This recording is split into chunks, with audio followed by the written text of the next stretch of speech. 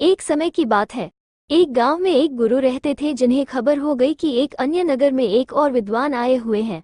वे अद्भुत ज्ञान के मालिक थे और आगे बढ़ने के लिए सबकी सहायता कर सकते थे। ये खबर सभी को बहुत पसंद आई और सभी लोग उस नगर में उनसे मिलने के लिए जूझने लगे।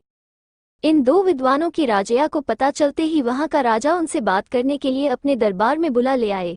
राजा ने दोनों विद्वानों से अपने राज्य में ज्ञान का प्रचार करने का आग्रह किया।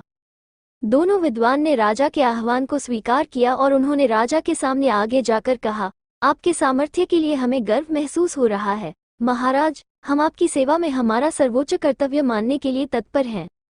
राजा ने खुशी से भरे होठों से कहा, तुम्हारे सामान्य भाषा में जनता को समझाओ। पहले विद्वान मुस्कुराते हुए बोले, अच्छा महाराज, हम आपके राज्य के राजा और प्रजा के बीच बातचीत को सुगम बना सकते हैं। राजा ने आश्चर्यचकित होते हुए कहा, मुझे बिल्कुल आश्चर्य हो रहा है कि तुम कैसे कर सकते हो।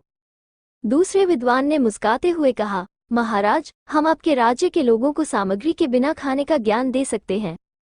राजा ने बहुत ही आश्चर्यचकितता से कहा, मैं ये सचमुच मानने में सक्षम नहीं हूँ। कृपया मुझे बताओ, तुम इस बात को कैसे संभव कर सकते हो।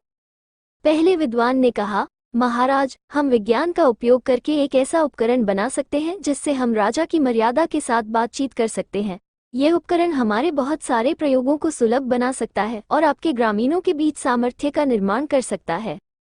दूसरे विद्वान ने कहा, महाराज, हम खाना खाने की जरूरत के बिना एक ऐसा प्रयोग बना सकते हैं जिससे खाने की जगह नहीं होती है। यह उपकरण आपके लोगों के लिए आरामदायक और स्वास्थ्यप्रद होगा। ये सब सुनकर राजा बहुत प्रभावित हो गए और उन्होंने दोनों विद्वानों का स्वागत किया और अपने राज्य में इन उपकरणों का प्रचार कार्य करने के लिए उन्हें सौभाग्य दिया।